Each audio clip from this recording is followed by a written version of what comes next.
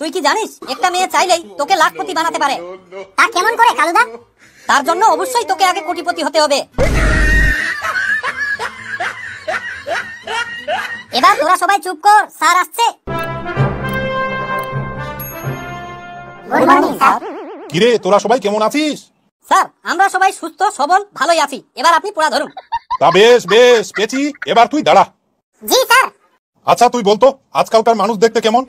Sir আজকালকার মানুষ লোভী, পাপী আর প্রত্যেকটা মানুষই বেঈমান। কেউ একদিন আগে বেঈমানি করবে, কেউ দুদিন পরে বেঈমানি করবে, কিন্তু অবশ্যই করবে।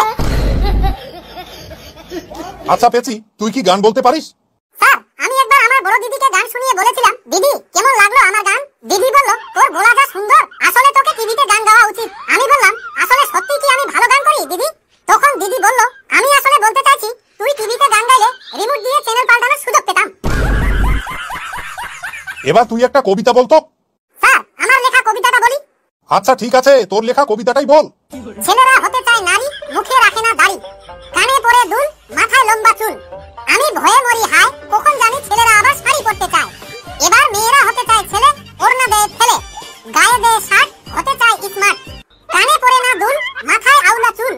টেনশন লাগে হায়, কখন জানি মেয়েরা আবার লুঙ্গি পরতে চায়। আমি এবার বুঝে গেছি তুমি কতটা পারদর্শী। এবার দুটো হাতে উঁচু করে দাঁড়িয়ে থাকো। বাবা ফেলু, এবার তুই দাঁড়াতো। জি স্যার। তা হারে ফেলু, তুই আজ পর্যন্ত একটা মেয়েকে প্রপোজ করতে পারলি না? স্যার প্রপোজ তো করেছিলাম, কিন্তু মেয়েটা সঙ্গে সঙ্গে দৌড়ে পালালো। মেয়েটা আবার দৌড়ে পালালো কেন? স্যার আমি একটা মেয়েকে বললাম আই লাভ ইউ, তখন মেয়েটা রাগ দেখিয়ে বলল, তোমার নিজের মুখটা একবার আয়নায় দেখেছো যে তুমি আমাকে প্রপোজ করছো? আমি তখন মেয়েটাকে বললাম, এই যে শোনো আমি কিন্তু সরকারি চাকরি করি। তখন মেয়েটা বলল, ওয়াও আই লাভ ইউ, আমি তো তোমার সাথে ইয়ার্কি করছিলাম। তা কোন ডিপার্টমেন্টে আছো? আমি বললাম পরিবহন দপ্তরে আছি। মেয়েটা বলল, কোন পোস্টে? আমি বললাম সরকারি বাস চালাই। তা হারে ফেলু, তুই কি কোনোদিন কারো কাছে ঠকেছিস? হ্যাঁ স্যার, আমি একদিন চরম ঠকান ঠকেছি। তা কিভাবে ঠকলি শুনি? স্যার আমি একদিন বইয়ের দোকানে বই কিনতে গিয়েছিলাম। দোকানদার বলল, দাদা আপনি এই বইটা নিয়ে যান, এটা একটা খুব ভয়ঙ্কর বই, এতে কালো জাদু সম্পর্কে লেখা আছে। আমি বললাম, তা দাম কত দাদা? দোকানদার বলল, 3000 টাকা। আমি বললাম, এইটুকু পাতলা একটা বইয়ের এত দাম? তখন দোকানদার ফিসফিস করে আমার কানের কাছে বলল, দাদা আপনি ভুল করে বইয়ের শেষ পৃষ্ঠাটা খুলবেন না, খুললেই কিন্তু আপনি জ্ঞান হারাবেন। দোকানদারের কথা মতো আমিও বইটা 3000 টাকা দিয়ে কিনে নিয়ে বাড়ি আসলাম।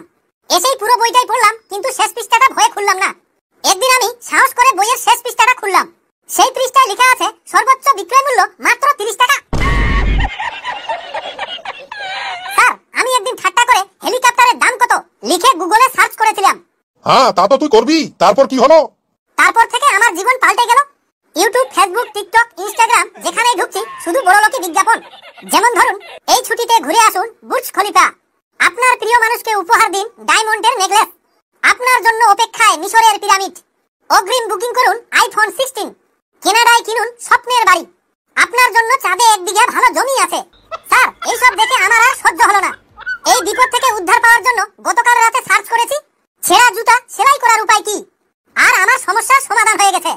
বিজ্ঞাপনের লেভেল এখন আমার আয়ত্তের মধ্যেই এসে গেছে। আজ সকাল থেকে ফেসবুক, টিকটক, ইউটিউব, ইনস্টাগ্রাম আমাকে দেখাচ্ছে মাত্র 70 টাকায় কিনুন 2 জোড়া স্যান্ডেল, সাথে 10 টাকা ক্যাশব্যাক। এবার বলতো প্লেনের মধ্যে বাঙালিদের মদের অর্ডার নেওয়া হয় না কেন? স্যার এই কারণেই মদের অর্ডার নেওয়া হয় না।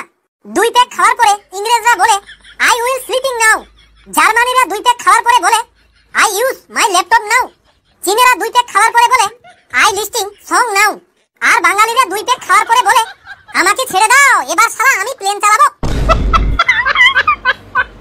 আচ্ছা ফেলু, তুই কি ভিক্ষুককে দান করিস না? স্যার দান তো করি, কিন্তু একদিন এক মাতাল ভিক্ষুক আমার কাছে ভিক্ষা চাইছিল। আমি ভিক্ষুককে বললাম, আপনার কাছে 100 টাকার ভাঙতি আছে? ভিক্ষুক বলল, আছে। তখন আমি বললাম, আগে ওগুলো খরচ করেন তারপরেই ভিক্ষা চান। বাবা ফেলু, তুমি অনেক বলেছো, এবার হাত দুটো খাড়া করে দাঁড়িয়ে থাকো। ফটকে এবার তুই দাঁড়াতো। জি স্যার। ফটকে, তোর বিয়ের সময় ঠাকুর মশাই রেগে গিয়েছিল কেন? স্যার আমার বিয়েতে 7 পাক ঘোরার সময় ঠাকুর মশাই আমাকে বলল, বাবা তুমি পেছনে থাকবে আর বউ সামনে থাকবে। স্যার তারপর 1 পাক পুরো না হতেই আমি সামনে চলে গেলাম। তখন ঠাকুর মশাই বর পক্ষকে বলল, এই যে শুনছেন, এই দিয়ে 4 বার বর বউকে টপকে আগে চলে গেল, বরটা কি পাগল না কানে কম শোনে? তখন বরপক্ষরা বলল, না না ঠাকুর মশাই, ও পাগল না, আবার কানেও খুব ভালো শোনে, আসলে বর হলো অভ্যাস আছে। তাহারে ফটকে, তোর গিন্নির সাথে ঝগড়া হয় না? স্যার ঝগড়া তো হয়। একদিন গিন্নি রাগ করে কাপড় চোপড় বেগে গুছাতে শুরু করলো। আমি বললাম, আরে বেগ গুছাচ্ছ কেন? গিন্নি বলল, আমি আমার মায়ের কাছে যাচ্ছি। স্যার এরপর তাড়াতাড়ি করে আমিও বেগে কাপড় গুছাতে শুরু করলাম। গিন্নি বলল, তুমি আবার কোথায় যাচ্ছ? আমিও আমার মায়ের কাছে চলে যাচ্ছি। তখন গিন্নি বলল, তাহলে আমাদের এই 5টা বাচ্চা কাচ্চা কে দেখবে? তখন আমি বললাম, তুমি তোমার মায়ের কাছে যাচ্ছ, ফাইন, আমিও আমার মায়ের কাছে যাচ্ছি, ভেরি ফাইন। সেই অনুযায়ী বাচ্চা কাচ্চারাও তাদের মায়ের কাছেই যাবে। ফটকে, মানতে হবে তোমার লজিক আছে। জি স্যার। আচ্ছা ফটকে, তাহলে তোর বউ বাড়িতে কাজকর্ম কেমন করে? আর বলেন না স্যার, খুব খাটুনতে আমার বউ, খাবারের টাইমটুকু অবধিও পায় না। বলিস কি রে, তোর বউ এত খাটে? হ্যাঁ স্যার, খাটেই তো। ফেসবুকে 6টা গ্রুপ, প্রায় 1,500 বন্ধু, 4টে পেজের এডমিন, তারপরে আবার হোয়াটসঅ্যাপে 3টা গ্রুপের এডমিন। স্যার সব একাই সামলাতে সামলাতে আমার বউ হিমশিম খেয়ে যায়। স্কুলে আসার সময় আমি বাবাকে বলে এসেছি বনভিটা আনতে। ভাবছি কাল থেকে দুধের সাথে 1 গ্লাস করে সকাল সন্ধ্যা খেতে দেব। ফটকে, তুমি অনেক অসাধারণ উত্তর দিয়েছো। এবার তুমিও হাত দুটো খাড়া করে দাঁড়িয়ে থাকো। নে কালু, তুই এবার সুখ দুঃখ দিয়ে একটা কবিতা বলতো। স্যার আমার নিজের লেখা একটা সুখ দুঃখের কবিতা আছে, ওটাই বলি। তা ঠিক আছে, ঝটপট বল। জল শুকালে জাগে রুক্ষ চোর, আপন মানুষ ধোকা দিয়ে হয়ে যায় সে পর। ফলের মাঝে জন্মে পোকা নষ্ট করে ফল, বুকের মাঝে বসত করেও কেউ তো করে ছল। মরুর বুকে মরিচিকা, কাছেই বুঝি জল, মুখ দেখে তো বোঝাই যায় না তার মনে কত বল। মোহ মায়ায় পড়ে গেলে করে বসলে ভুল, তোমার সারা জীবন তুষের আগুন জ্বলবে বিলকুল। পরের কষ্টে হাসে যারা সবাই থাকুক সুখে, সব অপমানের জবাব এখন দেই না নিজের মুখে। বৃথা তর্কে যাওয়ার চেয়ে চুপ থাকাটাই শিখি, খারাপ ভালো জবাবগুলো সময় দেবে ঠিকই। বাবা কালু, তোমার কবিতায় দম আছে। আমার তো জানাই ছিল না তুমি এত ভালো কবিতা লিখতে জানো। বাবা কালু, তুমি এবার আমাদের সামাজিক জীবনে ফেসবুকের ভূমিকা কি, এই ফেসবুক দিয়ে একটা রচনা বলো। স্যার ফেসবুকের রচনা বলতে হবে, এক্ষুনি বলছি। স্যার আমাদের সমাজে আধুনিক যুগে আবিষ্কার হলো এই ফেসবুক। যাদের মানুষের বুকে কোনো জায়গা হয় না, তারা খুব সহজেই ফেসবুকে জায়গা করে নিতে পারে। এই ফেসবুকের কারণেই বন্ধু বান্ধবী আত্মীয় স্বজনের সঙ্গে মানুষের সম্পর্ক কমে গেছে। আর অচেনা বন্ধু বান্ধবীর সংখ্যা দিনের পর দিন ফেসবুকে বেড়েই চলছে। বাচ্চা কাচ্চা থেকে বুড়ো বুড়ি কেউ এখন আর বই খুলে পড়তে চায় না, সবাই এখন ফেসবুক নিয়েই ব্যস্ত থাকে। স্যার এই ফেসবুকে আবার মানুষের অনেক উপকার করে। যেমন ধরুন, কেউ নতুন জুতো, প্যান্ট, লুঙ্গি, গামছা, সায়া, শাড়ি, ব্লাউজ কিনে নেওয়ার পর সেটা ফেসবুকে পোস্ট করে বলে, বন্ধুরা তোমরা কমেন্ট করে বলো তো কেমন হয়েছে। বন্ধু বান্ধবীদের তো খেয়ে দেয়ে কাম নেই, সারাক্ষণ শুধু ফেসবুক নিয়েই বসে থাকে। আর সঙ্গে সঙ্গেই কমেন্ট করে বলে, ওয়াও খুব সুন্দর হয়েছে। কেউ আবার মেকআপ করে ফেসবুকে ছবি পোস্ট করে বলে, বন্ধুরা আমার মেকআপটা দেখতে কেমন লাগছে কমেন্ট করে জানাবেন। আর সঙ্গে সঙ্গেই কমেন্ট করার জন্য বন্ধু বান্ধবীরা রেডি হয়ে থাকে। কেউ বলে ভেরি নাইস, কেউ বলে একদম জলপরির মতো লাগছে, আবার কেউ বলে আটা ময়দা একটু কম হয়ে গেছে। স্যার এদিকে আবার নতুন নতুন বিয়ে করে বউয়ের ছবি তুলে ফেসবুকে পোস্ট করে বলে, বন্ধুরা আমার নতুন বউকে কেমন লাগছে কমেন্ট করে বলো। স্যার আগেকার দিনে মানুষ বন্ধু বান্ধব আত্মীয় স্বজনের কাছে গিয়ে সুখ দুঃখের কথাগুলো একে অপরের সাথে শেয়ার করত, কিন্তু বর্তমান সময়ে মানুষ যত রকমের সুখ দুঃখের কথা আছে সব ফেসবুকে শেয়ার করে। কে দুঃখে আছে নাকি সুখে আছে, কে অসুখে পড়ে আছে, কার হাত পা ভাঙলো, কে পিকনিক খেতে গেল, কার সংসার ভাঙলো, আর কে মরলো কে বাঁচলো, সেটা এখন খুব সহজেই ফেসবুকে জানা যায়। স্যার প্রত্যেক বাড়ির বাচ্চাদের এখন আর কোনো খেলনার প্রয়োজন হয় না, মোবাইলে গান চালু করে হাতে ধরিয়ে দিলেই কান্নাকাটি সব বন্ধ হয়ে যায়। এই ফেসবুকের কারণেই বেশিরভাগ মানুষের দুটো করে জন্মদিন, একটা অরিজিনাল আর একটা ডুপ্লিকেট। স্যার খেয়ে না খেয়ে মানুষ একে অপরকে চ্যাটিং করতে ব্যস্ত। ছেলে বাবার সাথে চ্যাটিং করছে, মা মেয়ের সাথে চ্যাটিং করছে, কাকা কাকির সাথে চ্যাটিং করছে, দাদা বৌদির সাথে চ্যাটিং করছে, মামা মামির সাথে চ্যাটিং করছে, ছাত্র ছাত্রীরা মাস্টারের সাথে চ্যাটিং করছে, চারিদিকে শুধু চ্যাটিং আর চ্যাটিং। কালু, তুই তো দেখছি ফেসবুকের রচনা বলে ফাটিয়ে দিলি।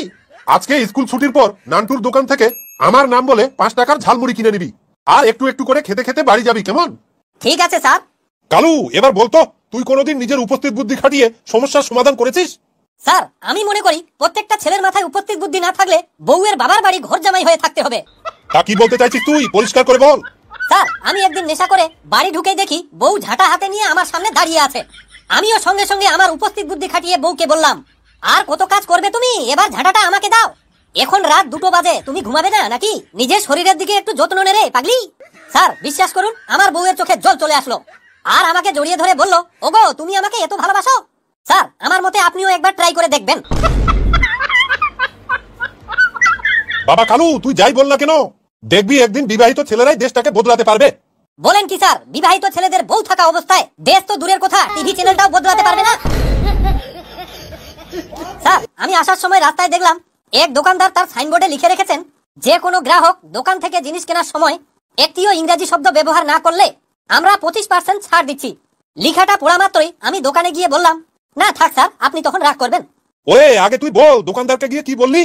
দাদা, আমাকে দুখানা সুখনাতি সুক্ষে বিষাণু গমনাগমন নির্গমন অবধরক মুখ অষ্ট নাসিকাদি রক্ষার্থে কন্যদয় কর্তৃক সমর্থিত বস্ত্রখণ্ড দিন। তখন দোকানদার আমার কথা শুনেই বলল, দাদা আপনাকে আমি 50% ছাড় দেব, দয়া করে আপনি ইংরেজিতেই বলুন আপনার কি লাগবে। আমিও হাসতে হাসতে বললাম, দাদা আমাকে দুটো মাস্ক দিন। তাহারে কালু, তুই যে সারাক্ষণ মোবাইল নিয়ে ঘাটাঘাটি করিস, কি দেখিস এত? স্যার, কে কতক্ষণ বসে বসে মোবাইল ঘাটে তা আমি বলতে পারবো না, কিন্তু হ্যাঁ, আমি তো আবার 24 ঘন্টার বেশি মোবাইল ঘাটতে পারি না। স্যার, আমার বউয়ের অত্যাচার আমি আর সহ্য করতে না পেরে আমার বউয়ের ছবি তুলে ফেসবুকে পোস্ট করে বললাম, এটা কার গার্লফ্রেন্ড ছিল ভাই, এক্ষুনি নিয়ে যা, আমি আর সামলাতে পারছি না। আচ্ছা কালু, এবার তুই একটা শেষবারের মতো বলতো, তুই কি কোনোদিন বিমানে চড়েছিস? কেন স্যার, আমি তো বিমানে চড়েছি। তা বিমানে চড়ে কোথায় গিয়েছিলে? স্যার, আমি তো কাশ্মীরে গিয়ে লেবারি করছিলাম। আমার খুব শখ ছিল বাড়ি যাওয়ার সময় বিমানে চড়ে বাড়ি যাব, তাই আমি আর আমার কয়েকজন বন্ধু মিলে টিকিট কেটে বিমানে উঠলাম। পাইলট বিমান চালু করেই লাউড স্পিকারে যাত্রীদের উদ্দেশ্যে বলল, আমার সাথে বিমানে যাত্রা করার জন্য সবাইকে জানাই সুপ্রভাত ও ধন্যবাদ, আজ আবহাওয়া একদম পরিষ্কার আছে। স্যার, এরপর হঠাৎ পাইলট লাউড স্পিকার অন থাকা অবস্থায় চিৎকার করে বলে উঠল, হে ভগবান, ও মাই গড, জ্বলে গেল জ্বলে গেল জ্বলে গেল। এটা শোনা মাত্র বিমানের যাত্রীদের মধ্যে নীরবতা ছেয়ে গেল।